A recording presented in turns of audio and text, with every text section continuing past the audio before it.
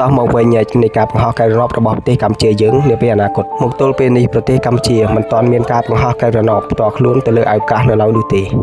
ចំណុចដែលយើងបានដឹងខ្លះៗកម្ពុជាបានប្រើសេវាកម្មកែវរណបបរទេសសម្រាប់ប្រើទៅលើវិស័យទូរទស្សន៍វិស័យទំនាក់ទំនងយូរមកហើយ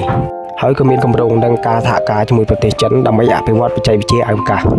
កម្ពុជាកំពុងអភិវឌ្ឍវិស័យបច្ចេកវិទ្យានិងការអប់រំ System ដែលអាចជាជំហរទៅមុខនាពេលអនាគតនៅក្នុងពេលប៉ុន្មានឆ្នាំទៀតបើសិនកម្ពុជាមានឱកាសនាពេលអនាគតបើមានការវិនិយោគនិងការសហការល្អគម្រោងការផលិតនិងការបង្ហោះនឹងចាប់ផ្ដើមទី1ការរចនាកែវរណបឬ Design វិស្វករត្រូវរចនាឧបករណ៍ដូចជាកាមេរ៉ាអង់តែននិងប្រព័ន្ធថាមពលដូចជាសូឡា2ផលិតនិងធ្វើតេស្តត្រូវសាកល្បងឲ្យប្រកាសថាអាចធ្វើការនៅសីតុណ្ហភាពខ្លាំងនិងអវកាសដែលគ្មានខ្យល់ទី3យកកែវរណបទៅដាក់លើគ្រាប់រ៉ុកែត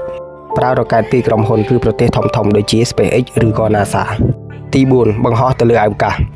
គ្រាប់រ៉ុកែតនឹងនាំកែវរណបទៅលើអវកាសទឹកបញ្ជូនចូលកន្លងនៃផែនដីនៃឋានអវកាសទី5ការគ្រប់គ្រងកែវរណបនៅលើផែនដីប្រើស្ថានីយ៍នៅលើដីដើម្បីទទួលទិន្នន័យពីការបញ្ជាការកែវរណបពីអវកាសមកនាពេលអនាគតរបស់កម្ពុជាបើកម្ពុជាចង់បង្ហោះកែវរណបទៅឋានអវកាសត្រូវការចាំបាច់នោះគឺការវិនិយោគលើបច្ចេកវិទ្យាបណ្ដុះបណ្ដាលឲ្យអ្នកវិទ្យាសាស្ត្រ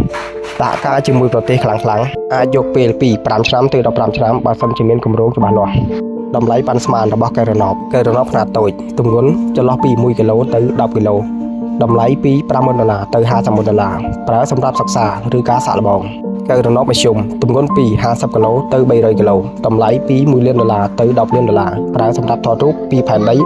ឬទំនាក់ទំនងផ្សេងៗកែវរណបខ្នាតធំទម្ងន់ពី500គីឡូឡើងតម្លៃពី$50លានទៅ$100លាន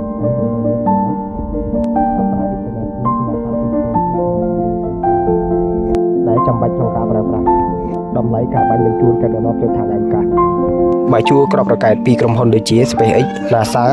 អាចចែករំលែកជាមួយពួកគេបានតម្លៃពី$50,000ទៅ$10,000ក្នុង1គីឡូតែបើយើងអាចផលិតគ្រាប់រ៉ុកែតនិងអាចបាញ់ទៅខ្លួនឯងតែម្ដងអាចចន្លោះពី$60លានសង្ខេបមកវិញការផលិតកែវរណបក្នុងមួយគ្រឿងតិចបំផុតពី$50,000ឡើងមធ្យមពី$1លានទៅ$10លាន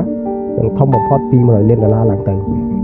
ហើយសរុបមកវិញផែនការ5ឆ្នាំរបស់ប្រទេសកម្ពុជាយើងកែវរណបដែលអាចប្រើប្រាស់បានដូចជាចំណុចទី1ការថតរូបពីផែនដីកសិកម្មព្រៃឈើទឹកជំនន់ចំណុចទី2ជួយរដ្ឋាភិបាលនិងសេដ្ឋកិច្ចរបស់ប្រទេសជាតិហើយចំណុចទី3បង្កើតសមត្ថភាពវិទ្យាសាស្ត្រក្នុងស្រុក